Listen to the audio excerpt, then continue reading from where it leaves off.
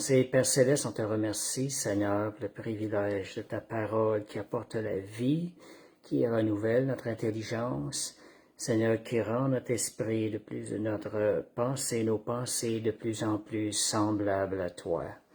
Seigneur, nos yeux sont sur toi, Seigneur, ce soir. Seigneur, viens accomplir ton œuvre. Par le Saint-Esprit, nous t'ouvrons les portes de notre cœur, Seigneur Dieu. Seigneur, viens agir par le travail de ton Saint-Esprit dans cet enseignement, au nom de Jésus. Alléluia. Merci Seigneur. Alléluia. Fait que, OK. Donc, c'était Amor, notre pire ennemi. C'est le sujet. On a un ennemi dans notre vie. On en a un qui est le pire ennemi. On a plus qu'un ennemi, mais le pire, on en a un qui est le pire ennemi. On va voir c'est quoi. Le pire ennemi, ben, c'est la chair, en quelque sorte. C'est ça, c'est la chair qui est notre pire ennemi. Certains vont peut-être dire le diable, mais on va voir tantôt, je vais arriver avec des versets.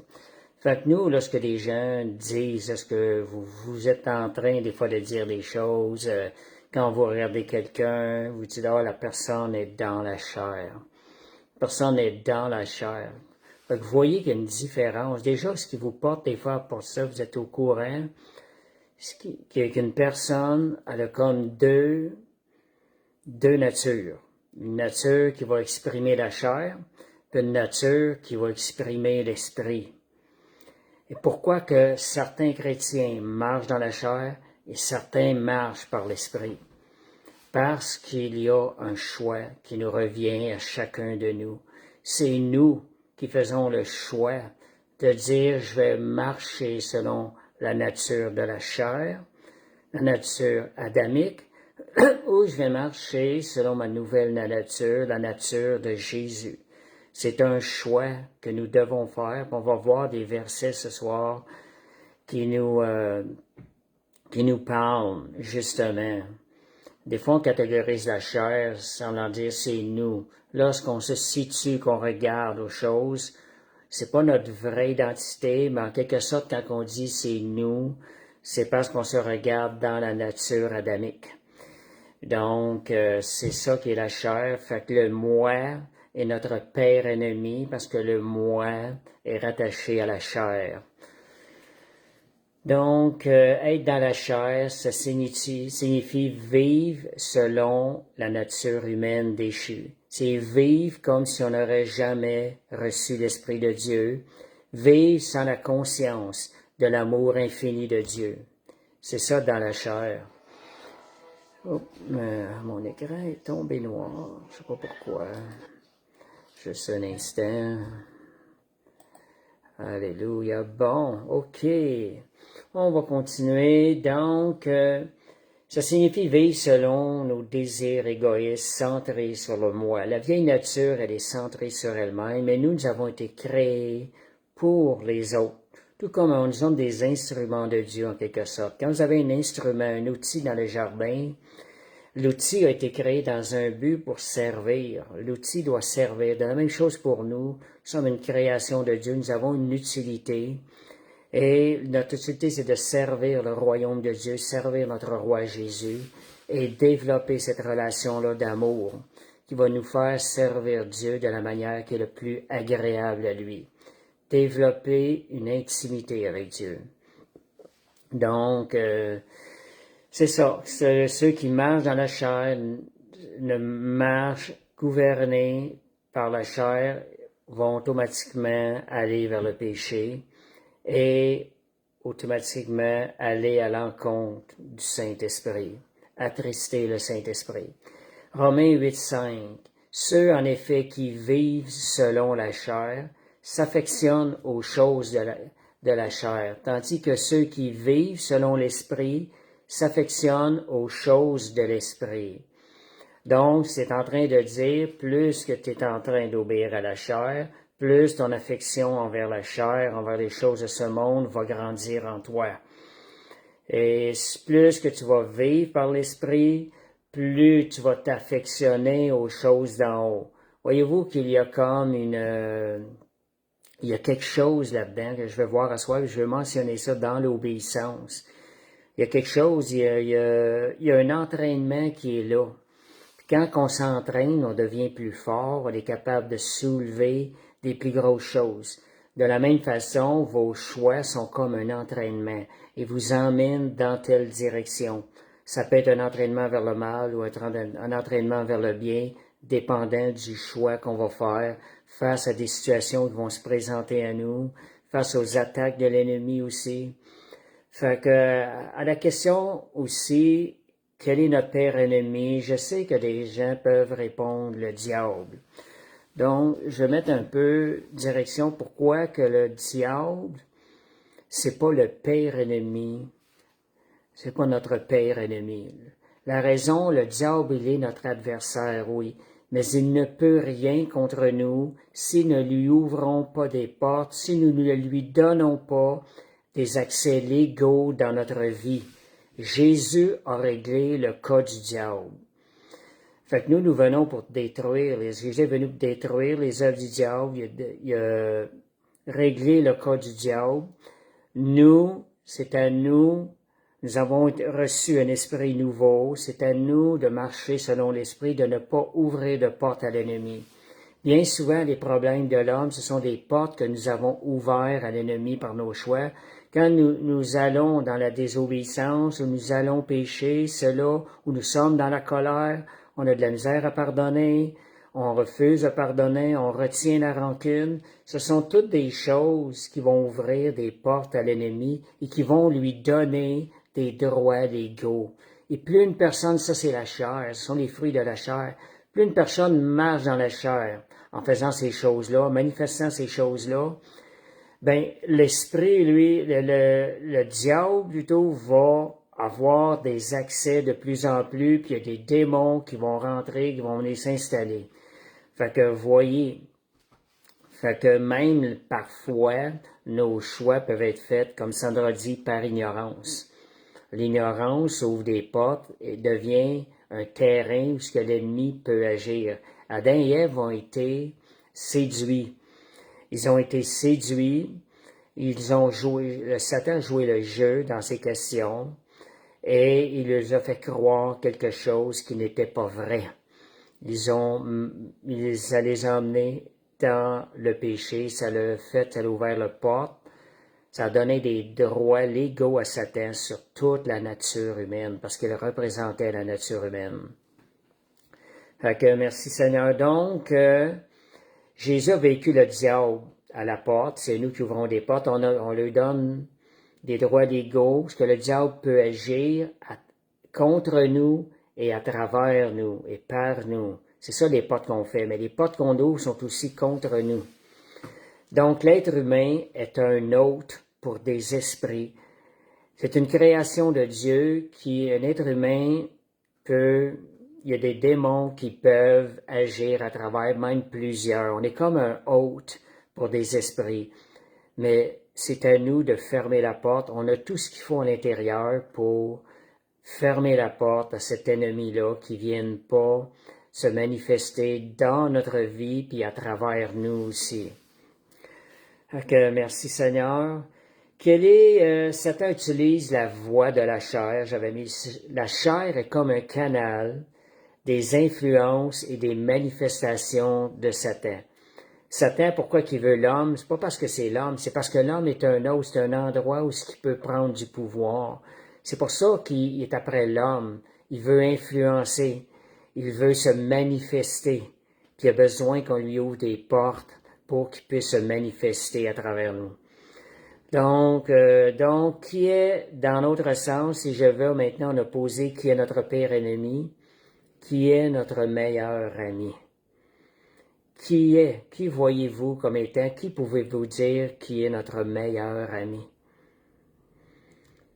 Je vous dirais la réalité, j'en ai parlé un petit peu la semaine passée, dans les temps que nous vivons, dans la dispensation que nous vivons, notre meilleur ami, c'est le Saint-Esprit. On l'appelle le Consolateur, on l'appelle notre aide. Jésus a même dit, il est préférable que je m'en aille, sinon vous ne pourrez recevoir le Saint-Esprit. Aujourd'hui, notre meilleur ami, c'est le Saint-Esprit.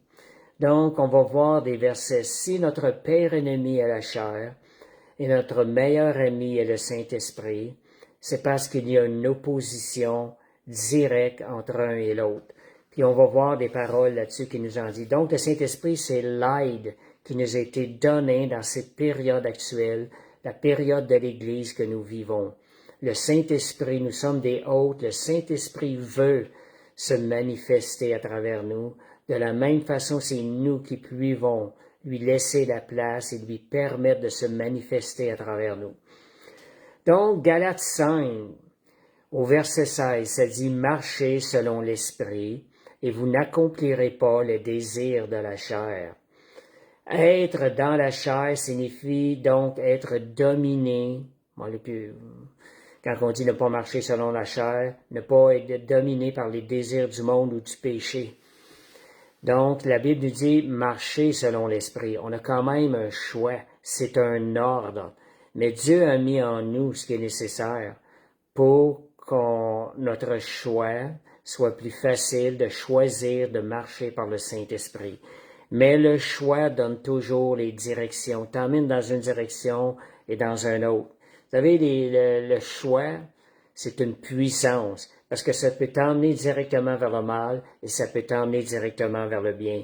Et ça va te faire, pas juste t'emmener, ça va te faire croître vers le bien ou ça va te faire croître vers le mal. Fait que c'est ça le choix. Le choix, c'est une puissance. Le choix va donner dans nos vies et rattaché à l'obéissance. Et ça va déterminer notre destinée. Ça va déterminer ce qu'on va récolter. Et comme je vous disais, la chair a des désirs contraires à l'esprit. On voit dans la parole. Fait que c'est contraire. Ils sont opposés entre eux afin que vous ne fassiez pas ce que vous voudrez. Fait que c'est vraiment opposé. Les désirs que la chair va provoquer, les désirs de l'esprit sont opposés l'un à l'autre. C'est soit un ou soit l'autre.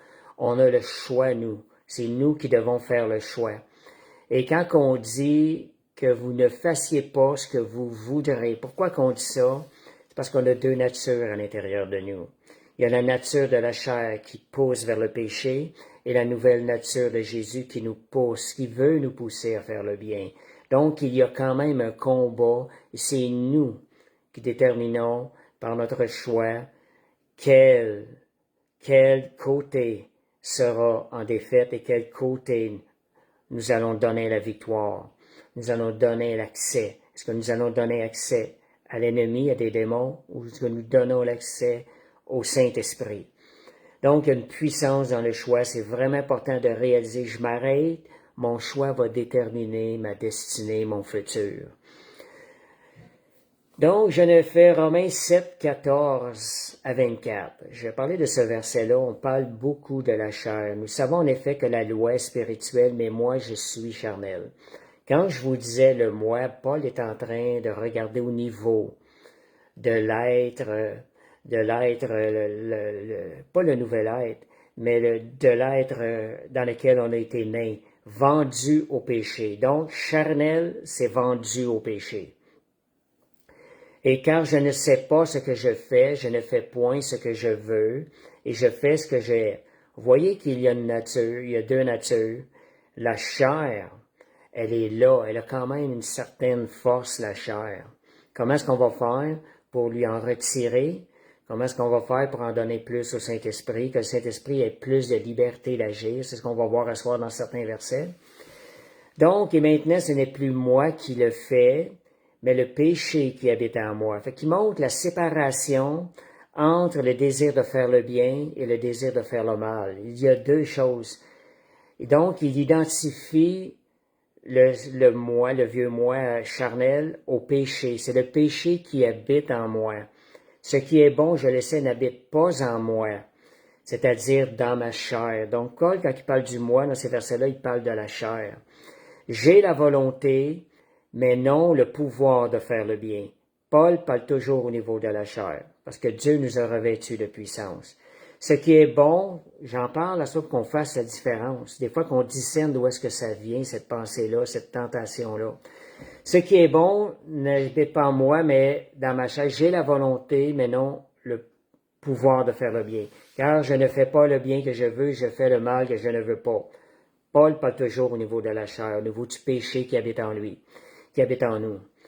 Et donc, il dit, si je fais ce que je ne veux pas, ce n'est plus moi qui le fais, c'est le péché qui habite en moi. Fait que le vrai moi là, se manifeste. Ce n'est pas le vrai moi, notre nouvelle identité en réalité qui le fait, mais c'est le péché qui habite en moi.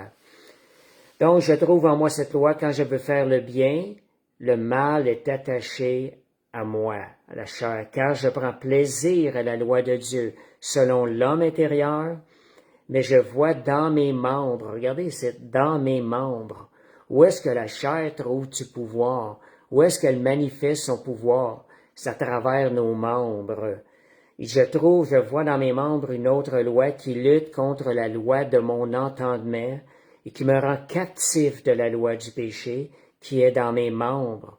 Fait que voyez comment est-ce que la chair, on lui donne du pouvoir, bien souvent, c'est à travers nos membres. Fait que c'est vraiment important, c'est là qu'on peut plus attrister le Saint-Esprit. C'est là quand on sait qu'est-ce qui peut emmener la chair, où est-ce que la chair se manifeste, elle se manifeste à travers nos membres. Donc, moi-même, je suis, par l'entendement, esclave du péché, le verset 25, Romains 7, 25, et je le suis par la chair, esclave du loi de la chair. Donc, de quoi voulons-nous être esclaves? En quelque sorte, quand on parle esclave, c'est qu'on est dirigé par cette loi-là. Est-ce qu'on est dirigé par la loi de Dieu ou par la loi du péché ou de la chair? Puis le mot esclave veut quand même dire quelque chose. Ça veut dire que c'est quelque chose que plus tu t'en vas ce côté-là, plus tu deviens esclave. Hudson Taylor, un témoignage d'Hudson Taylor, qui combattait beaucoup, il cherchait la victoire. Je veux quand même faire la différence ce soir pour pas qu'on rentre dans les efforts de l'homme, les efforts humains. Les efforts qu'on fait, on va les faire avec le Saint-Esprit, en tenant la main du Saint-Esprit. C'est bien important. C'est pas si compliqué que ça. Le Saint-Esprit aide-moi, rends-moi capable, viens le faire à travers moi. C'est la manière de faire les choses par l'Esprit et de ne pas faire les œuvres de la chair. Parce qu'on peut, par nos propres forces, essayer de faire la volonté de Dieu. La chair, quand je dis par nos propres forces, qu'en arrière, c'est qu'on oublie que sans le Saint-Esprit, on ne pourra pas le faire. Puis on cherche une certaine gloire, une certaine victoire pour nous-mêmes. On dit, je veux avoir la victoire, j'y tiens tellement, mais c'est trop centré sur le moi. On est appelé à servir le Seigneur. Hudson Taylor, après 15 ans de combat, c'est un missionnaire qui est allé en Chine, qui est probablement un des premiers missionnaires à implanter l'Évangile en Chine. Il a passé par toutes sortes d'épreuves, il a perdu les gens de sa famille, il a fait naufrage sur la mer en arrivant là-bas, il ne connaissait pas le langage, et il manquait de formation, donc il a passé par beaucoup d'épreuves, et il recherchait la sainteté dans sa vie. À un moment donné, quand il a reçu la révélation d'un verset, Romains 6:11, c'est « Regardez-vous comme mort au péché et comme vivant pour Dieu en Jésus-Christ. » Lorsqu'il y a eu la révélation de ce verset-là, il a été complètement délivré de ses combats dans la chair. Il a appris, par sa nouvelle identité, à reconnaître qu'il était une nouvelle identité en Jésus et que le Saint-Esprit est en lui, et ça lui a permis de commencer à marcher par la victoire. Il a cessé de regarder à lui, de faire des efforts par sa chair.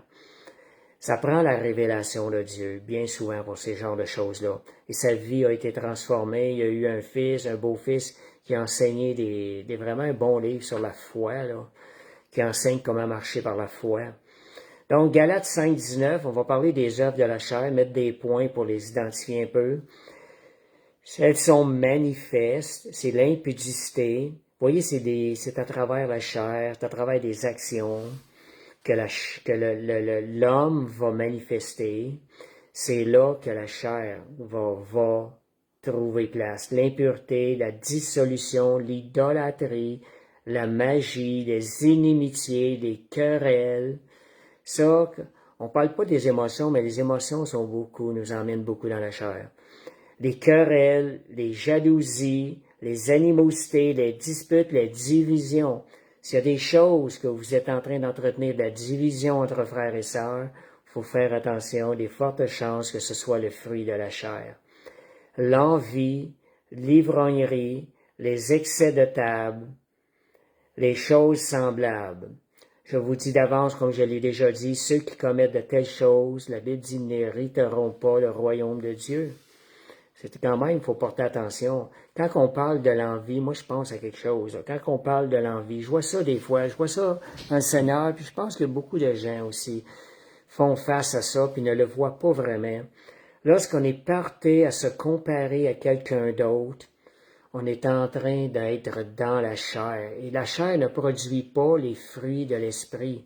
Ce n'est pas bon de se comparer à quelqu'un à côté de nous ou à quelqu'un d'autre dans notre marche avec le Seigneur. Je donne un exemple. Caïn avait ce problème-là avec Abel. Caïn donnait un cadeau en comparant celui d'Abel, pensant que son cadeau était pour être meilleur, mieux apprécié. Caïn recherchait à être aimé plus de Dieu que Abel. Il se comparait à côté. On a tous des appels différents. Dieu va nous utiliser différemment. Il faut vraiment faire attention à ne pas se comparer aux gens autour. Comme Sandra dit, la compétition, c'est pas de Dieu. C'est pas de Dieu la compétition. Si vous voyez des choses de même, remettez-vous devant le Seigneur. Seigneur, mon plus grand plaisir, c'est de faire ta volonté. Seigneur, ne pas avoir aussi, Monique mentionne, un esprit de rivalité. Chassez ça. Sondez-vous. Si des fois quelqu'un à côté de vous dans le Seigneur est grandement béni, ça vient vous affecter, vous êtes en train de vous évaluer face au Seigneur. Ce qui doit vous affecter, c'est votre relation personnelle devant le Seigneur. Chacun de nous, on s'évalue devant le Seigneur. C'est ça qui doit nous affecter. Et non pas ce que la personne à côté est en train de vivre au niveau bénédiction ou tout, où ça fait des erreurs, on va se sentir un peu plus haut. La Bible dit même de regarder les autres comme étant supérieurs à nous. La Bible nous enseigne, c'est pour nous préserver, que notre cœur ne recherche pas à être plus grand que les autres, mais qu'il recherche à faire la plus grande joie de notre Maître, Jésus. Donc, merci Seigneur, on est tous uniques devant Dieu aussi. Fait que Dieu va nous utiliser différemment. Personne ne va être utilisé de la même manière.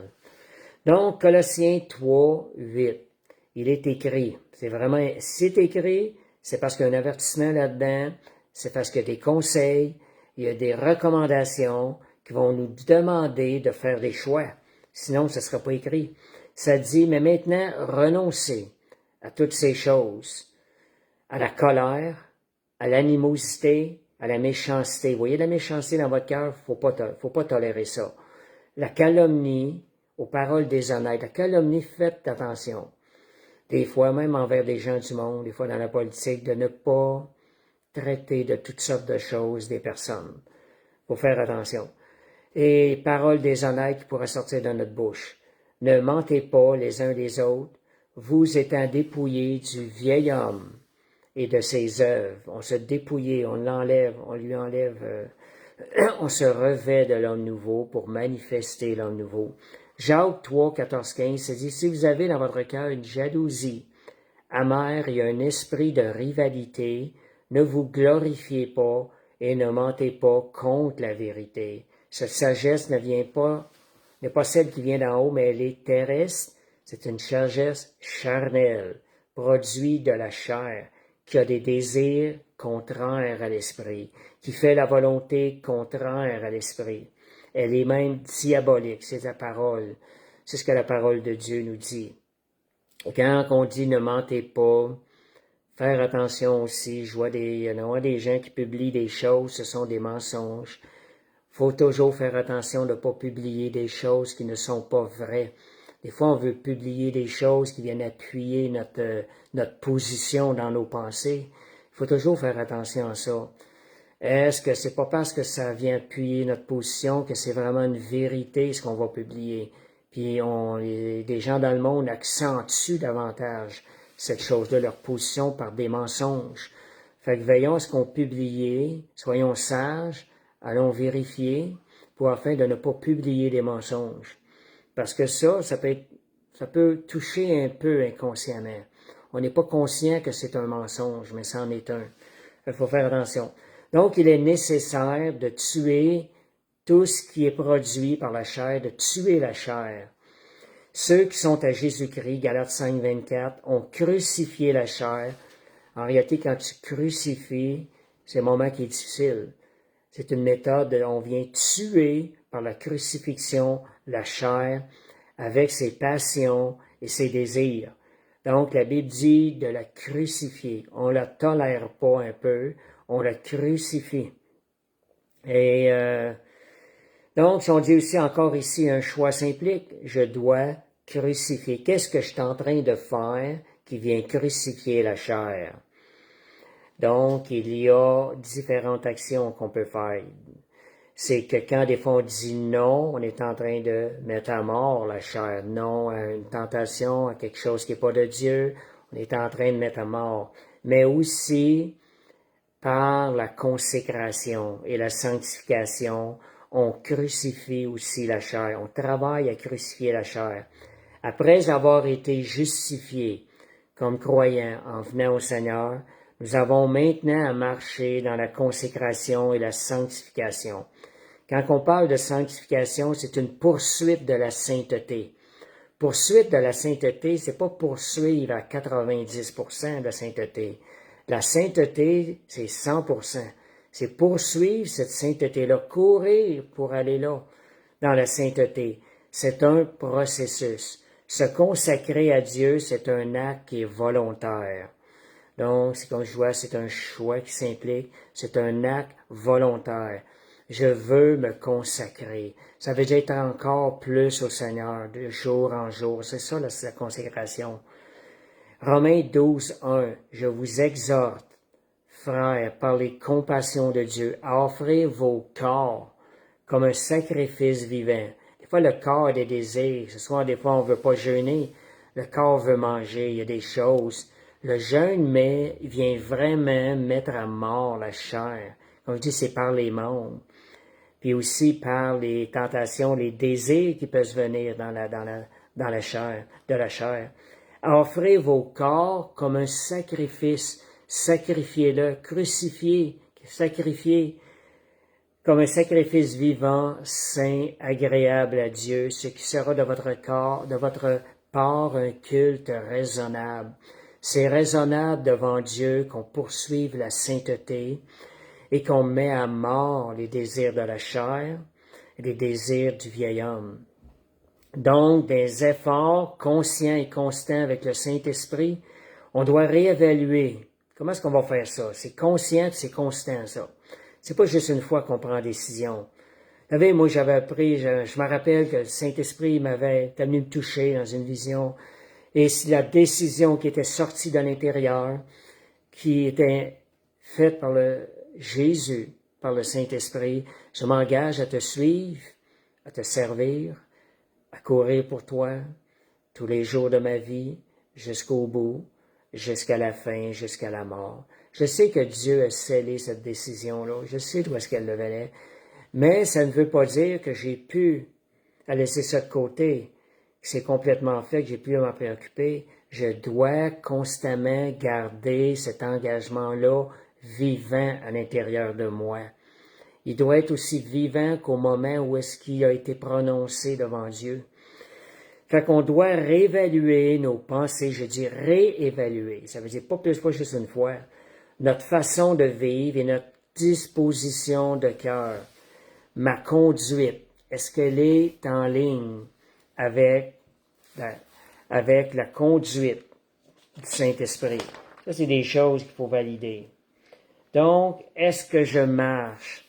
Voyez ça, vous connaissez la parole, vous connaissez, c'est important de la lire pour la connaître, mais connaissant la parole, vous êtes capable de savoir ce qui est obéir à la parole et ne pas obéir. Donc, est-ce que je marche dans l'obéissance à sa parole? Seigneur, j'ai un choix. On devient, regardez ça, je parlais d'esclavage tantôt, je vais en parler là. On devient esclave de ce à quoi on obéit. Plus on obéit au péché qui conduit à quoi le péché? À la mort, ou à l'obéissance de sa parole qui nous conduit à la justice. Donc, nous conduit à la justice, l'obéissance nous rend juste, manifeste notre justice devant Dieu. Donc, voyez, si on dit on tolère, c'est dangereux, Parce que pendant qu'on vient tolérer quelque chose dans notre vie, un péché, quelque chose, une obéissance à la chair, on est en train de lui donner du pouvoir. C'est pas juste quelque chose qu'on dit, ah, juste cette fois-là, puis je continue après ça à combattre. Non, non, vous êtes en train de vous raffaiblir dans l'obéissance, mais vous donner plus de pouvoir à la chair. Vous êtes en train de vous rendre la vie plus difficile. Donc, plus vous allez obéir, plus vous allez devenir fort pour marcher dans l'obéissance, et plus vous allez désobéir, vous allez laisser de place ou tolérer des choses dans votre vie qui sont contre la parole de Dieu, plus vous allez devenir charnel.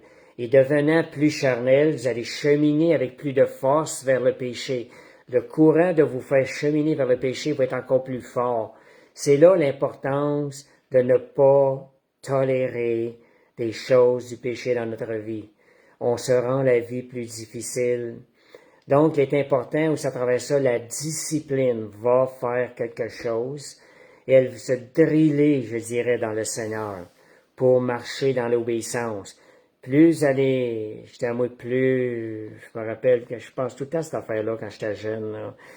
Plus je mange des saucisses hot dog, plus j'en mange, plus elles sont fraîches, et plus elles sont fraîches, mais plus j'en mange encore. C'est la même chose, plus j'obéis au Seigneur, plus je deviens fort, plus je vais être porté vers les choses de Dieu, puis plus je vais être porté vers les choses de Dieu, ben plus je vais obéir au Seigneur facilement. Fait que c'est vraiment un entraînement, la vie chrétienne. C'est pour ça c'est important de se mettre en garde de contre la chair. Il faut réaliser qu'on doit se mettre en garde contre la chair. Mais on ne combat pas avec nos forces.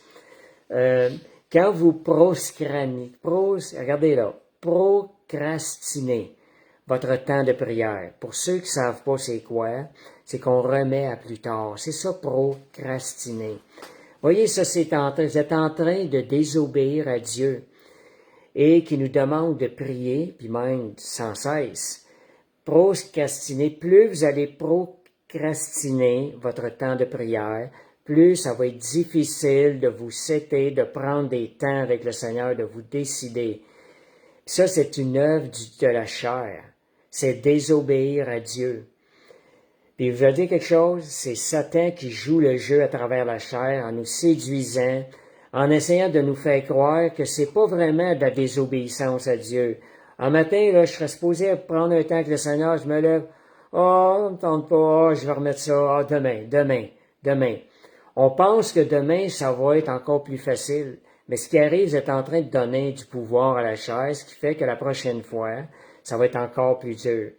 Donc, c'est un mensonge du diable qu'en pensant, qu'en remettant plus tard, on n'est pas en train d'obéir, mais que ça va le faire encore plus. C'est un mensonge. Ça va être encore plus difficile. Fait qu'il faut apprendre à dire non rapidement. De dire non, je le prends. Puis de dire oui, c'est ça, dire non, c'est ça, à la chair et dire oui au Seigneur. Donc, procrastiner vous rend plus faible à combattre l'ennemi de vos âmes. On a un ennemi qu'on combat. Donc, vous donnez plus de puissance à la chair, à Satan, qui utilise la chair. Plus vous obéissez à la chair, plus vous devenez esclave de la chair, plus vous devenez esclave de Satan, plus vous lui donnez du pouvoir. Et donc, ne vous laissez... l'esprit, la Bible dit, l'esprit est bien disposé et la chair est faible. Il y a deux messages dans ce verset-là. Ça nous met en garde que t'as beau avoir les désirs, mais il y a la chair qui est là. Il y a la chair qui est là qui va venir t'empêcher d'obéir à Dieu. La chair, elle est faible dans l'obéissance au Seigneur. Donc, l'esprit veut, mais la chair, elle veut pas. Donc, la chair, elle veut pas prier. Quand vous vous levez, vous n'avez pas le goût de prier, c'est la chair. Ne laissez pas la chair dicter votre choix. Et Jean 7, 38. Ça, là, c'est... donc, je vais juste dire que si l'esprit est disposé, mais la chair est faible. C'est que pendant que la chair est faible, vous remarquez ça, regardez ce verset-là, il est en train de nous dire le message, pendant que ça ne te tente pas, il y a l'esprit en arrière-intérieur de toi qui, lui, il veut prier. Il est disposé à prier. vas-tu lui donner la chance de se manifester? Jean 7, 38, ça c'est un verset que cette semaine, je trouvais, ce que je comprenais là-dessus, wow, c'était merveilleux. Regardez ça, là. Celui qui croit en moi, des fleuves d'eau vive coulera de son sein, comme dit l'Écriture. Elle dit cela en parlant de l'Esprit. Les fleuves d'eau vive, ils vont couler de où? Nous autres, on prie, Seigneur, envoie ta pluie, la pluie de l'Esprit. On prie, Seigneur, envoie la pluie de l'Esprit. On pense que la champlure est en haut. L'ouverture, où est-ce qu'elle est, l'ouverture? Elle est ici à l'intérieur. Elle est à l'intérieur de nous, dans notre sein, belly, ce qu'on appelle en anglais. Les fleuves couleront de où? De Dieu? Non. Mais de notre sein, couleront de son sein. C'est de là que l'Esprit est relâché, il va commencer à travailler. C'est de là que le feu va commencer à générer. Ça veut dire quoi? Ça veut dire c'est nous qui détenons la switch. C'est nous qui détenons la champlure pour ouvrir à ce que les fleuves d'eau vive puissent commencer à couler de où? De l'intérieur. Dieu a mis l'Esprit de Dieu en nous, c'est d'ici que ça doit commencer.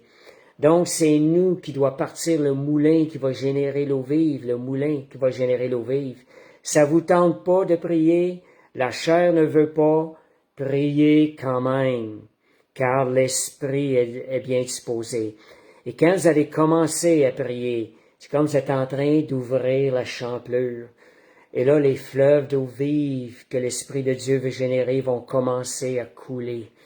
Ça va commencer là, comment c'est nous qui avons la décision. Le diable nous met en pensant que ça doit venir d'en haut, de l'extérieur, comme si c'est pas nous qui avons le choix, la décision. Non, c'est nous qui décidons. Dieu a tout mis en nous. Donc, réalisez ça. Ça vous tente pas de prier? L'Esprit est bien disposé. Priez quand même. Ouvrez votre bouche. Ouvrez votre voix. Permettez à Dieu, permettez au Saint-Esprit de couler, de se manifester à travers vous. Et plus il va commencer à se manifester, plus il va vous fortifier dans ce moment de prière-là. Fait qu'attendez-vous du Saint-Esprit. Il coule de l'intérieur de nous. Ouvrez cette champlure-là et le Saint-Esprit, même au milieu de votre désir de la chair qui ne veut pas prier, le Saint-Esprit va commencer à se manifester et à chasser les œuvres de l'Esprit, réduire la puissance de l'Esprit. Vous allez commencer à rentrer en relation avec le Seigneur, prendre plaisir dans cette relation-là avec Dieu. Ah, quand je pense à ça cette semaine, je dis, Seigneur, c'est merveilleux ces choses-là. Donc, priez. Pourquoi? Quand la chair ne veut pas? Parce que lui, l'Esprit à l'intérieur, il est bien disposé à prier. Il le veut. Permettez-lui de se manifester. Donc, sommes-nous une source? Je vais lire le verset Jean 14, 4. On nous parle aussi de cette eau-là. Jésus, lorsqu'il a rencontré la Samaritaine, il a dit, l'eau que je lui donnerai deviendra où? En lui. Pas en haut, en lui. Une source de vie et qui jaillira jusque dans la vie éternelle. Ça va générer la vie éternelle à l'intérieur. Mais ça commence ici. C'est le Saint-Esprit qui nous a été donné. Fait que celui qui croit en Jésus ne sera pas seulement rafraîchi spirituellement, mais il deviendra une source de vie pour les autres. Donc, c'est pas juste pour nous, c'est aussi pour les autres. Il y a une source qui va couler des fleuves. Sommes-nous une source d'eau vive pour les autres? Est-ce qu'on est une bénédiction pour les autres? On a ce qu'il faut à l'intérieur. Allons bénir les autres. Permettons au Saint-Esprit d'agir. Donc, ça nécessite en quelque sorte juste un petit effort pour commencer à prier en s'appuyant sur sa parole et sur ses promesses. Commencez, faites un acte d'obéissance. Vous allez être en train de nourrir, fortifier, vous allez vous nourrir, vous fortifier par le Saint-Esprit. Un acte d'obéissance ouvre la porte à ce que l'Esprit vienne avec vous, vous aider. Par la suite, vous voyez, c'est pas juste un matin, là, par la suite, appliquez une discipline de prière et de jeûne dans votre vie. La discipline va venir sceller l'obéissance encore plus. Tu sais, c'est tellement important. L'obéissance, comme je disais, le choix ou l'obéissance, ça vous donne la direction, ça détermine votre futur. Fait que, pour toujours, quand je dis appliquer la discipline, si je détermine un peu, je décortique un peu le mot discipline, qu'est-ce que ça c'est en réalité une discipline? Une discipline, ce sont des choix que tu vas prévoir, que tu vas céduler, que tu vas prévoir à l'avance. Tu t'engages à suivre des choix qui vont avoir été prédéterminés lorsque le moment va arriver. Ce qui veut dire, la discipline, ce sont des choix que tu planifies à l'avance et que tu t'appuies sur ces choix-là, que pendant que tu fais ces choix-là, tu es en mesure de voir plus clair la situation, tu es en mesure de prendre des choix plus clairs. Fait que lorsque le moment va être arrivé, si tu as établi une discipline, même si ça te tente pas de prier, tu vas arrêter de poser des questions et combattre la chair, tu vas tout de suite rentrer dans l'obéissance. Tu vas te mettre à prier tout de suite. Donc, la discipline, c'est très important pour grandir dans la consécration, parce que la discipline va vraiment, c'est ce qui va emmener plus à limite de discipline dans votre vie, plus votre obéissance va grandir avec le Seigneur. Donc, la discipline, elle vous permet de faire des bons choix à l'avance pour les appliquer au moment voulu. Fait que vous vous abandonnez à la discipline. Et verset, moi je me rappelle un verset quand j'étais jeune, saisis la discipline, ne lâche pas. Une discipline te permet de ne pas lâcher, va te permettre de persévérer. Sauvegarde-la, car elle est ta vie. Voyez la discipline. Fait que la discipline, quand vous avez des bonnes intentions, mettez-les sur papier. Planifiez-vous, disciplinez-vous à les réappliquer lorsque les moments viendront. Donc, ça va nous permettre, un prédicateur consacré, conseiller. Regardez jusqu'où qu'on peut aller. Regardez les conseils. Moi, j'aime ça entendre des conseils, ça m'inspire ces genres de conseils-là. En offrande, sans vie, un vase d'honneur. Fait que, des conseils, c'est, regardez, jeûner 2 fois par semaine. Vous voyez, mais quand on parle de jeûner, là, je pense pas qu'on parle de juste un repas à ce point-là. Moi, je pense que c'est 3 repas dans la même journée, je crois. Cette méthode-là. Mais on va voir qu'il y a d'autres méthodes aussi. Jeûner 2 fois par semaine. Donc, vous voyez, ça, c'est de la discipline. Quand on dit ça, on est en train de mettre de la discipline.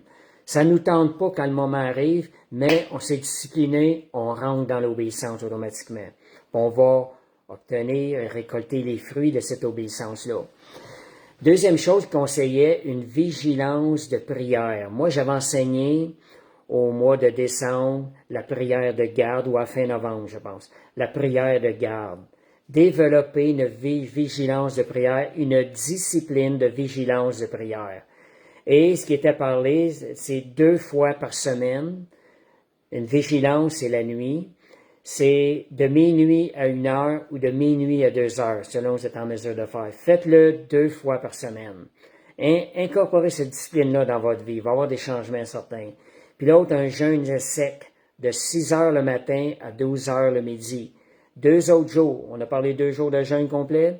Faites 2 autres jours de jeûne à sec de 6 heures le matin à minuit. 2 fois par semaine. Vous voyez, ça, c'est 3 choses. Ça va emmener des bons fruits dans votre vie. Donc, jeûner 2 fois par semaine, 2 jours complets par semaine. Et vigilance de prière 2 fois par semaine, entre minuit et 1 heure, ou minuit et 2 heures du matin. Et aussi un jeûne sec de 6 heures le matin à 12 heures à minuit, en quelque sorte. Et vous mangez après minuit. 2 fois par semaine. Fait que ça, regardez aussi, chacun, on a une capacité avec votre santé, mais le Seigneur va vous rendre capable si vous le désirez. Donc, c'est ce qu'on appelle appliquer de la discipline dans une vie chrétienne. C'est des choses de même, vous pouvez vous autres-mêmes vous appliquer d'autres disciplines dans votre vie chrétienne aussi. Des choses qui vont vous emmener à ce que le choix ne soit fait sous l'emprise de la chair, sous le moment où la chair ou les émotions arrivent, mais que le choix a été déterminé à l'avance. Fait que c'est à nous d'en mettre de ces choses-là. Puis plus on va mettre ça en pratique, plus on va acquérir de la maîtrise de soi dans nos vies. Donc, le désir, vos pensées, votre discipline va être affecter, plus on la pratique, et vous allez grandir de plus en plus dans l'obéissance à la parole de Dieu par la discipline.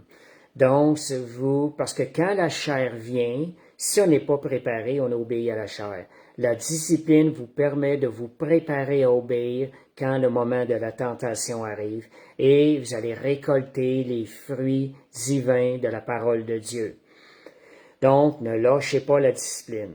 Le désir de consécration aussi dans notre vie va nous emmener automatiquement à prier plus. Écrivez votre désir. Seigneur, je veux plus. Seigneur, mentionnez-le au Seigneur. Et ça va vous pousser à prier plus, à avoir plus de discipline. Si vous voulez vous consacrer devant le Seigneur, la discipline va être nécessaire. Et quand j'ai dit plus de discipline, ça veut dire moins de pouvoir accordé à la chair. Plus de discipline, moins de pouvoir accordé à la chair.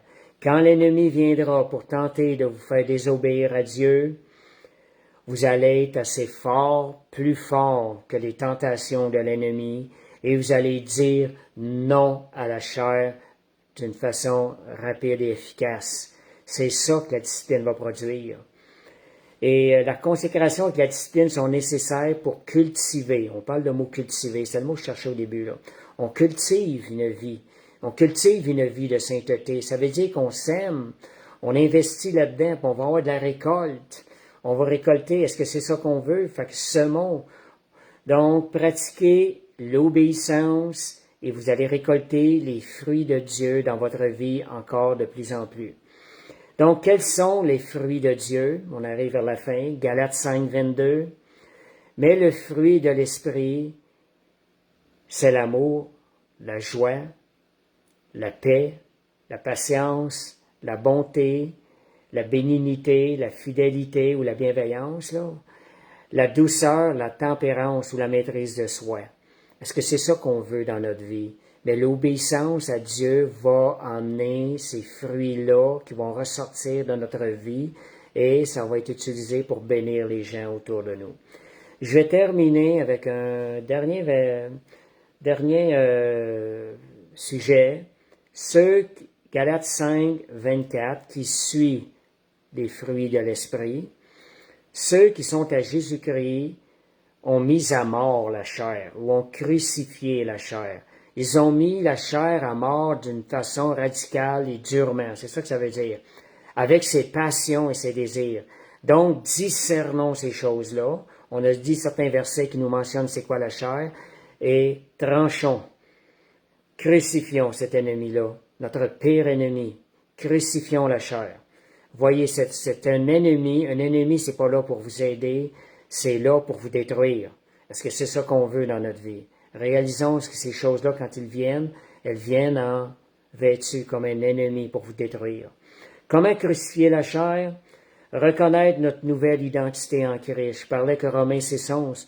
Regardez-vous comme mort au péché. Regardez-vous comme mort au péché et comme vivant pour Dieu en Jésus-Christ. Le missionnaire, Hudson Taylor, ça l'a emmené à marcher dans la victoire avec ce verset-là, par la révélation. Comprendre que par la foi, notre vieil homme a été crucifié avec Christ, le vieil homme, donc on le saisit, on l'applique aussi, et nous libérant de l'esclavage. On le saisit par la foi. Seigneur, tu l'as fait, moi je rentre dans ce que tu as fait, par mes choix. Et Galates 2:20, si je vis, ce n'est plus moi qui vis, c'est Christ qui vit en moi. Quand des tentations viennent, écoute, c'est plus ma vie ça maintenant. Ce n'est plus moi qui vis, ce n'est plus la chair qui est là, c'est Christ qui vit en moi. Donc, deuxième chose, le renoncement à soi-même. Je vous parlais que dans le monde, la corruption fait que l'homme regarde tout le temps vers lui, veut tout le temps pour les bienfaits pour lui personnel, tout le temps regarder à ses bénéfices.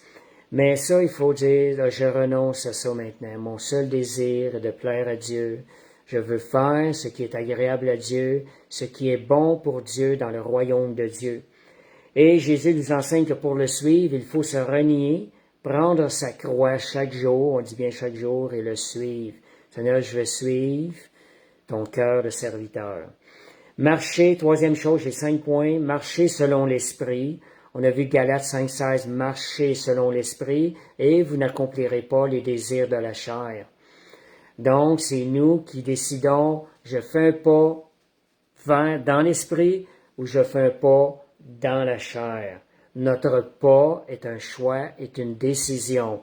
La Bible dit, marche selon l'esprit et tu n'accompliras pas les désirs de la chair. Hein? Tu mets à mort la chair quand tu fais ça. Notre aide, c'est le Saint-Esprit pour vaincre la chair. N'oubliez jamais ça. Et notre meilleur ami, c'est le Saint-Esprit versus le père ennemi, la chair. Donc, ça veut dire, plus vous faites du Saint-Esprit votre ami dans votre vie, plus votre ennemi de la chair va s'éloigner pour perdre du pouvoir. Quatrième chose, discipliner. La discipline, votre corps et votre esprit. Adoptez une discipline spirituelle par la prière, discipline dans la prière, discipline dans la lecture de la parole et la méditation, et discipline aussi dans la communion fraternelle pour pouvoir édifier les frères, prier pour eux autres aussi. Donc ça va venir vous fortifier dans votre esprit contre les tentations si vous disciplinez votre corps. Dernière chose, évitez les occasions de chute. Fuyez. Vous voyez une occasion de chute, une possibilité de chute dans ces situations-là, évitez-les, fuyez ces occasions-là. Fait que merci Seigneur, fait que c'était l'étude de ce soir. Merci Jésus, nous avons le meilleur ami, le Saint-Esprit avec nous qui veut notre plus grand bien, versus notre pire ennemi, la chair qui veut nous détruire, en donnant du pouvoir, en ouvrant des portes à l'ennemi pour venir nous détruire. Fait que merci Seigneur, on va terminer par la prière. Que le Seigneur puisse nous fortifier. N'oubliez pas, nos choix déterminent notre obéissance, nos choix, parce que l'obéissance est un choix, déterminent des fruits dans notre vie, déterminent notre destinée, ça détermine notre futur aussi. C'est nous qui avons le pouvoir. Fait que merci Seigneur. Père Céleste, je te remercie pour ces moments merveilleux, Seigneur, dans ta parole. Seigneur, accorde la révélation de cette parole à tous ceux qui l'entendent. Seigneur, emmène-nous plus loin avec toi, plus près avec le Saint-Esprit, que notre amitié avec le Saint-Esprit grandisse de jour en jour. Et Seigneur, que ce soit le désir de nos cœurs aussi. Père, je te remercie, Seigneur Dieu. Ta parole qui produit la vie à l'intérieur de nous et qui produit la vie. Merci dans notre esprit. Alléluia. Merci Jésus.